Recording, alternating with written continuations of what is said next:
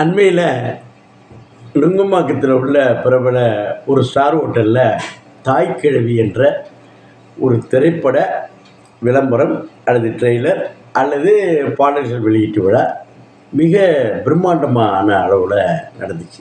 ஆமாங்க, அதில் அந்த தாய்க்கிழவி படப்பிடிப்பு நடத்த நிறைய லொக்கேஷன்ஸ் எல்லாம் வந்து நிறைய ஒரு காட்சிப்படுத்தியிருந்தாங்க. அதில் நிறைய விஐபிஸ் வந்திருந்தாங்க. குறிப்பாக நம்ம ராதிகா சரத்குமார் அதில் நடிச்சிருக்கிறதுனால சரத்குமார் அது மட்டும் இல்லை, பொதுவாகவே சரத்குமார் வந்து அந்த துவக்க உரை மற்றும் அதனுடைய சிறப்பு பற்றி எடுத்து சொன்னார்.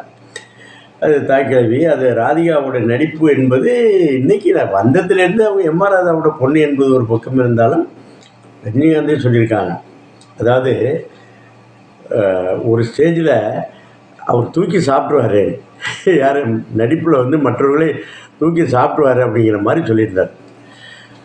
இப்போ கிடச்சிருக்கு, தனி சோலோவாக கிடச்சிருக்கு. எப்படி பூந்து விளையாடிருப்பார் பார்த்துருக்கலாம். இதில் என்னாச்சுன்னா, உசிலம்பட்டி கிராமத்தில் ஒரு 75 வயசு பாட்டி ப்ளஸ் 75+, அவருடைய பிள்ளைகள் அவர் சுயமாக சம்பாதித்த பணத்தை ஆட்டை போடுறது அல்லது பாகம் பிரிச்சுக்கிறது எடுத்துக்கிறதுக்கு நடத்தக்கூடிய ஒரு நாடகம் அல்லது ஒரு காமெடியாக செய்யக்கூடிய செய்கள் தான் பண்ணியிருக்காங்க. இதில் முக்கியமாக என்னென்னா, அதில் இந்த மதுரையிலே ஆஃபீஸ் போட்டு அந்த ஸ்லாங்கு அந்த மாதிரி சில விஷயங்கள் நடவடிக்கைகள்லாம் கவனித்து அதை பண்ணியிருக்காங்க.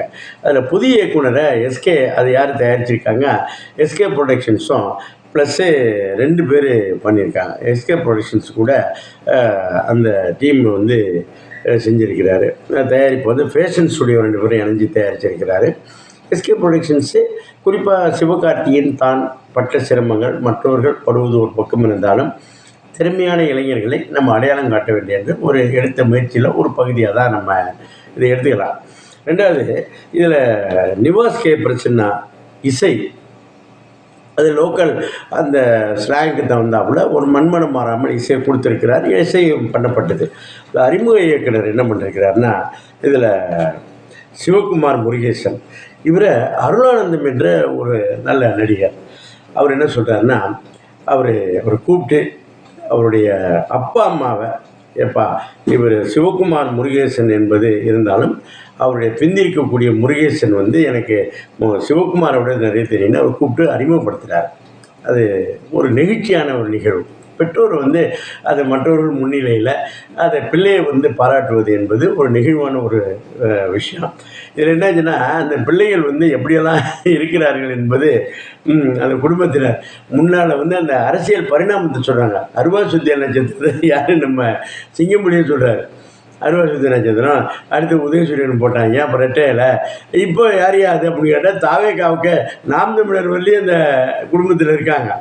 தாவேக்காவில் இருக்கிறேன்னு பாலச்சரவன் சொன்னது தான் ஹைலைட்டு. அது ஒரு வைரலாக போயிட்டுருக்கு. அப்போது யூத்து யங்ஸ்டர்ஸ் எல்லாமே அந்த யார் பாஜகவில் இருக்கக்கூடிய சரத்குமாரோட மனைவி நடிக்கக்கூடிய படத்தில், குறிப்பாக சிவகார்த்திகேயன் இடத்துல அது தெளிவாக ஒரு விளம்பரம் மாதிரியே போயிட்டுருக்கு. அது ஒரு நல்ல விஷயம். அடுத்தாப்புல இதில் வந்து முனிஷ்காந்த், ஒரு கலகலப்பான ஒரு நடிகர், அவரும் இதில் பங்கேற்றிருப்பது ஒரு பெரிய விஷயம். பரோட்டா சீன் வந்து அதனுடைய பாராட்டுதல் தெரிவித்தார், நெகிழ்ச்சியாக சொன்னார். அவர் சிவகார்த்திகேயன் அவங்களும் ரொம்ப உடன்பிறவாக உடன் பிறந்த சகோதரராகவே டீல் பண்ணுவாங்க. அவரை வச்சு ஒரு படம் பண்ணும்பொழுது எப்படியெல்லாம் அவர் பரிசோதனை படம்லாம் பண்ணும்பொழுது நிகழ்வாக சொன்னார். இந்த படம் வந்து ஒரு 27 வருது. இது வந்து ஒவ்வொரு மனிதரும் ஒவ்வொரு குடும்பத்தில் நடக்கக்கூடிய எப்போதும் திரைப்படம் என்பது கனெக்டான ஆட்டோமேட்டிக்காக ஷிஃப்ட் ஆகிடும், மக்கள் மத்தியில் எடுத்துக்கொள்ளப்படும். அந்த வகையில் ஒரு சிறப்பாக இருக்கும்னு எதிர்பார்க்குறோம். பாருங்களேன், தியேட்டரில் போய் பாருங்கள். அந்த எஃபெக்ட், அந்த சவுண்டு, அந்த மாதிரி சில நம்ம வீட்டில் டிடிஎஸ் இருக்குது, ஓடிடியில் வரும், டிவியில் வரும். தியேட்டரில் போய் பார்த்தாக்கா அதோடய எஃபெக்டை தனியாக இருக்கும். குடும்பத்தோடு போகக்கூடிய, ஏன்னா எல்லா பிள்ளைகளும் இன்றைக்கி இருக்கக்கூடிய பிள்ளைகள் நாளைக்கு பெரியவனாங்கன்னா எப்படி இருக்குங்கிறது சொல்லக்கூடிய ஒரு படம் மாதிரி.